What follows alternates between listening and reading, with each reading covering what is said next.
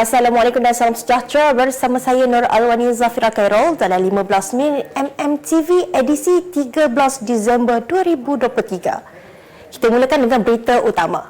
Polis mengesahkan telah mengesan beberapa barangan serta objek berpotensi membantu siasatan dalam menjejak pembunuh kanak-kanak autistik Zain Ryan Abdul Matin. Ketua Polis Selangor, Datuk Husin Omar Han berkata, barangan dan objek terbabit ditemui hasil daripada pemeriksaan kali kedua yang dilaksanakan di Blok R Apartmen Idaman Damansara Damai malam tadi. Bagaimanapun jelasnya, analisa perlu dilakukan terlebih dahulu terhadap bukti-bukti yang diperoleh dan buat masa ini tiada perkembangan positif dalam usaha menjaki pembunuh kanak-kanak berusia 6 tahun itu. Mengulas lanjut mengenai pergerakan keluar masuk penduduk, beliau berkata penduduk apartmen berkenaan masih dibenarkan melakukan rutin harian seperti biasa. Terdahulu, hasil pemeriksaan pasukan forensik Polis Diraja Malaysia selama kira-kira 2 jam di setiap rumah di blok tersebut, PDRM berjaya menemui bukti yang dimuatkan dalam 2 kotak. Sementara itu, lebih 25 anggota daripada Ibu Pejabat Polis Kontijen Selangor semalam melakukan pemeriksaan bermula pukul 8.40 malam dan berakhir kira-kira 10.30 malam tadi. Berikutan kenyataan kontroversi tiada sekatan dalam perlembagaan untuk Bukan Melayu menjadi Perdana Menteri, ahli politik veteran DAP Tan Sri Lim Kit Siang hadir memberi keterangan di Balai Polis Simpak hari ini. Kit Siang yang ditemani 2 anaknya Lim Guan Eng yang juga bekas Menteri Kewangan dan Lim Hui Ying yang kini Timbalan Menteri Kewangan tiba di Balai Polis kira-kira 9.34 pagi tadi. Peguam Kit Siang Khairul Khalid berkata, pihak polis mengajukan 27 soalan dan bekas ahli Parlimen Iskandar Puteri itu memberi kerjasama baik dengan menjawab semua soalan yang diberi. Katanya setakat ini tiada siasatan susulan namun akan dimaklumkan oleh pihak polis sekiranya ada keperluan. Sementara itu, Kit Siang berkata hantaran yang dimuatkan itu adalah ucapannya kepada pelajar Malaysia di United Kingdom ketika lawatannya ke negara itu pada 29 November lalu. Katanya ucapannya ketika itu sekadar menjelaskan bahawa di bawah perlembagaan persekutuan, mana-mana individu layak menjadi Perdana Menteri tanpa mengira kaum. Datuk Seri Johari Abdul Ghani mengesahkan beliau masih meneruskan tugas sebagai pengerusi pasukan petugas One Malaysia Development Berhad biarpun sudah dilantik sebagai Menteri Peladangan dan Komoditi. Johari berkata beliau masih perlu menerajui pasukan petugas khas itu kerana ada isu yang belum diselesaikan terutama bagi mendapatkan semula aset negara yang terkait dengan skandal kewangan itu. Ujarnya banyak isu sudah diselesaikan cuma ia perlu dipantau kerana masih ada isu tertangguh dengan kumpulan Goldman Sachs. Bagaimanapun katanya selepas 4 kali lanjutan diberikan, Goldman Sachs masih belum mahu selesaikan pembayaran pertama membabitkan 250 juta US dolar. Tambahnya ketika ini kumpulan pelaburan itu membawa isu penyelesaian tuntutan itu ke mahkamah bagi mendapatkan perintah sama ada mereka masih berhutang dengan kerajaan Malaysia atau tidak. Baru-baru ini, kumpulan Goldman Sachs menyaman Malaysia di Mahkamah United Kingdom berhubung perjanjian penyelesaian mengenai peranan bank itu dalam skandal rasa 1MDB yang membabitkan berbilion dolar. Kementerian Perdagangan Dalam Negeri dan Kos Sara Hidup KPDN menafikan beberapa dakwaan yang menyatakan subsidi diesel akan dihapuskan bermula Januari 2024. KPDN menerusi kenyataan akhbar berkata maklumat yang disebarkan di laman media sosial adalah tidak benar dan berharap tidak terus ditularkan sehingga menimbulkan kekeliruan dalam kalangan orang ramai. Jelasnya, pengumuman rasmi berhubung mekanisme pelaksanaan penyasaran semula subsidi diesel akan dibuat oleh pihak KPDN dan Kementerian Kewangan selepas sesi libat urus dan uji lari sistem flat card dan sistem My Subsidi Diesel dilaksanakan. Tambahnya, KPDN ketika ini sedang menjalankan projek rintis bagi melihat keberkesanan sistem fleet card dan sistem MySubsidi diesel melibatkan 6 syarikat menerima kuota bagi skid tank yang akan tamat tempoh pada 14 Januari 2024.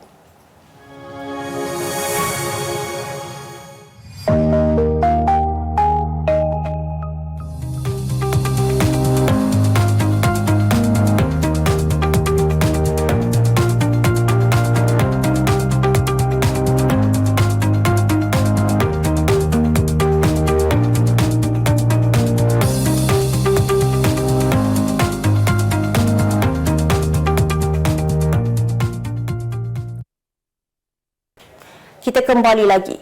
Seorang pemandu kenderaan pacuan 4 roda jenis Ford Ranger yang tular melanggar 4 sekeluarga menaiki motosikal di lebuh raya Besraya didenda RM6,000 oleh Mahkamah Magistrate Kuala Lumpur hari ini.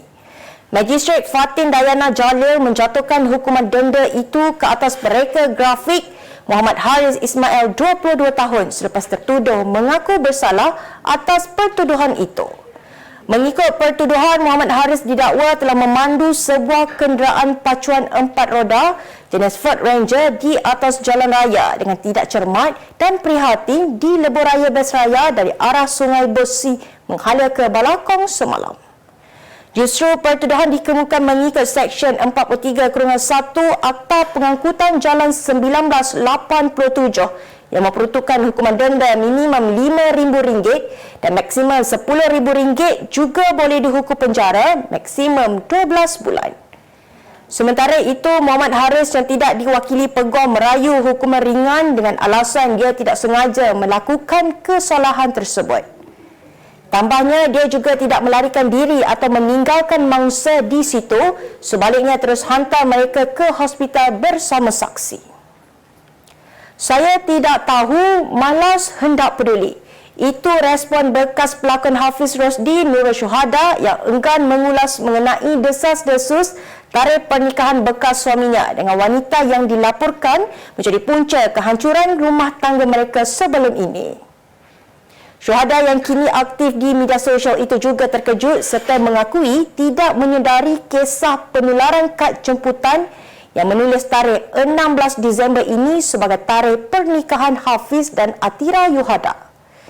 Mesra dipanggil Syu, dia juga berkata sudah lama tidak mengetahui sebarang perkembangan terbaru bekas suaminya itu. Melalui proses perceraian yang menjadi perhatian ramai, rumah tangga Syuhada dan Hafiz yang dibina sejak 30 April 2016 berakhir apabila disahkan bercerai talak 1 pada 26 Julai lalu.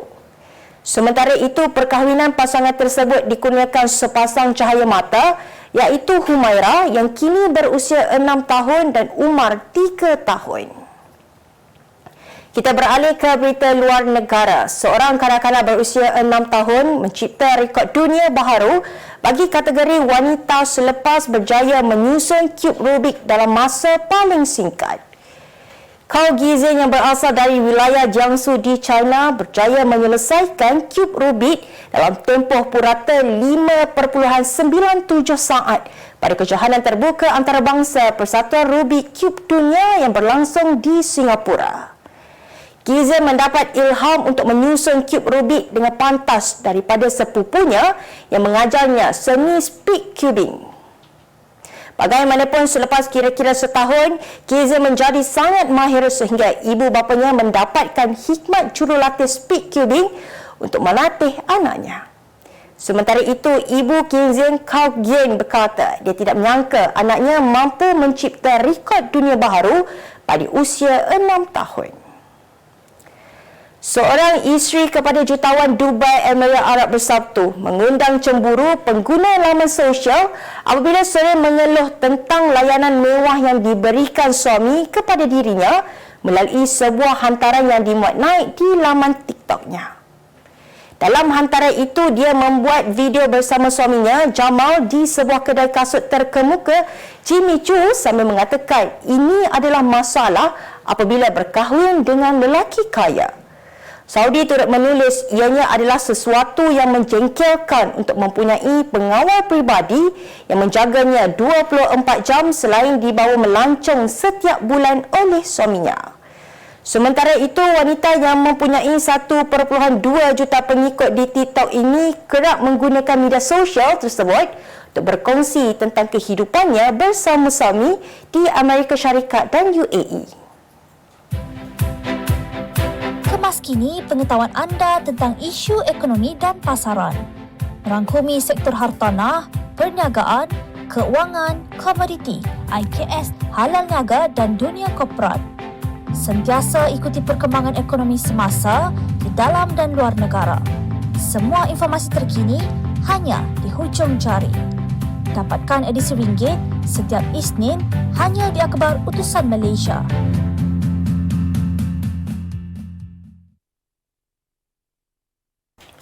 Segmen Halal Niaga minggu ini. SPN Games, sebuah syarikat Malaysia yang menghasilkan pelbagai permainan keluarga popular di kalangan kanak-kanak sekitar era 80-an dan 90-an, kini kembali dengan beberapa permainan lama seperti Sadina dan Sahiba yang telah dimodenkan. Sadina ni kita tahu permainan hartanah dan kita tahu kalau berdasarkan hartanah yang pada papan ni, kalau permainan dahulu daripada permainan mula sampai habis harga tetap sama. Tapi kita ada satu pembaharuan yang mana kita ada sertakan sekali satu aplikasi yang dipanggil Sadina 3X. Dia merupakan simulasi ekonomi. Apabila pemain bermain sekali dengan papan ni, setiap kali dia nak beli hartanah, dia kena rujuk pada FC harga semasa dia. Karaina bin Zainal Abidin merupakan pengurus acara syarikat ini mengakui sambutan terhadap permainan-permainan lama ini kebanyakannya adalah daripada generasi lama yang mahu permainan ini kekal dikenali generasi kini. Yang majoriti yang beli ni sebenarnya parents yang beli. Sebab parents dia nakkan satu, anak-anak dia tahu permainan tradisi. Yang kedua, dia nak masa bonding dengan anak tu. Sebab bila anak dia selalu main handphone, jadi masing-masing duduk kat tempat-tempat berbeza. Jadi bila ada game, parents ajak sekali, dia boleh main sama-sama sekali. Jadi generasi muda pula ada yang mencari, tapi boleh saya katakan dalam 20% je.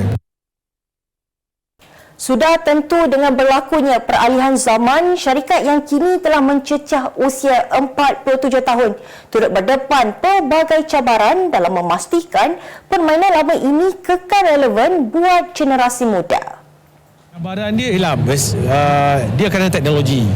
Jadi itu yang pihak SPM dah buat.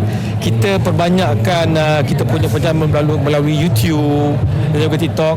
Dan antara yang kita buat ialah pada contoh ni game baru bola-bola ni, kita ada sertakan siri sekali dengan QR code yang mana bila you scan, dia akan terus tunjuk macam kaedah bermain. Begitu juga permainan-permainan lain kita akan masukkan juga QR di mana kalau kata tak ada main congkak, dia scan kat QR tu, dia tahu dah main congkak macam mana. Lembaga Zakat Selangor menyalurkan bantuan perumahan berjumlah 122.6 juta ringgit kepada perumahan asnaf sepanjang tahun lalu. Jurucakap LZS berkata agihan itu juga sudah selesai diagihkan kepada 19,093 keluarga asnaf yang dikenal pasti oleh pihak LZS. Sementara itu, LZS memberitahu agihan itu melibatkan beberapa bahagian termasuk bantuan sewa rumah, baik pulih rumah dan pembinaan rumah baharu golongan ini. Terdahulu, pihak LZS turut menzahirkan penghargaan kepada semua pembayar zakat yang setia melunaskan tanggungjawab itu dengan baik sepanjang tahun ini. Kita beralih ke berita sukan. Persatuan Bola Sepak Malaysia hari ini mengesahkan perlawanan persahabatan antara bangsa di antara skuad Harimau Malaya dan Arab Saudi yang dijadualkan pada 4 Januari depan terpaksa dibatalkan. Setiausaha Agung FAM Nur Azman Rahman berkata, aksi menentang pasukan ranking ke-56 dunia itu dibatalkan atas permintaan Ketua Jurulatih baru Arab Saudi, Roberto Mancini.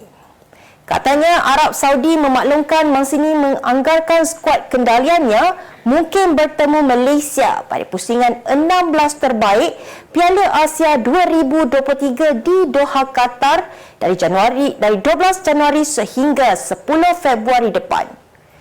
Tambah Nur Azman lagi, FAM sedang berusaha mendapatkan pasukan setaraf dengan Arab Saudi ataupun sekurang-kurangnya menepati tuntutan yang diperlukan pasukan bimbingan Kim Panggon bagi mengharungi kempen Piala Asia nanti.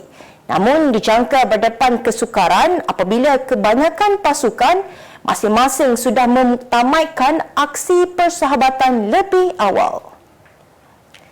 Manchester United tersingkir awal daripada saingan Liga Juara-Juara Eropah apabila tewas 0-1 kepada Bayern Munich di Old Trafford awal pagi tadi. Jaringan tunggal Kingsley Coman memastikan juara Bundesliga itu yang sudah pun mengesahkan tempat mereka ke pusingan 16 terakhir lebih awal sekaligus mara dengan bergaya. Penyingkiran awal dalam saingan elit Eropah meningkatkan tekanan ke atas pengurus Erik ten Hag selain kedudukan United terus merosot ke tangga ke-6 Liga Perdana Inggeris. Bagaimanapun, The Reds akan meneruskan saingan di Liga Eropah dan Ten Hag tetap mempertahankan persembahan anak buahnya dalam perlawanan ini walaupun terdapat beberapa kali kesilapan. Untuk rekod skuad kendalian Ten Hag kini tewas 12 daripada 24 perlawanan mereka musim ini dalam semua pertandingan dengan 7 daripadanya di Old Trafford. Sebagai penutup 15 minit MMTV hari ini, saksikan laporan cuaca esok, Khamis 14 Disember 2023. Jangan lupa dapatkan akhbar utusan Malaysia dan Kosmo untuk berita-berita terkini dan menyeluruh. Sekian sahaja daripada saya, Nur Alwani Zafira Khairul. Assalamualaikum dan jumpa lagi.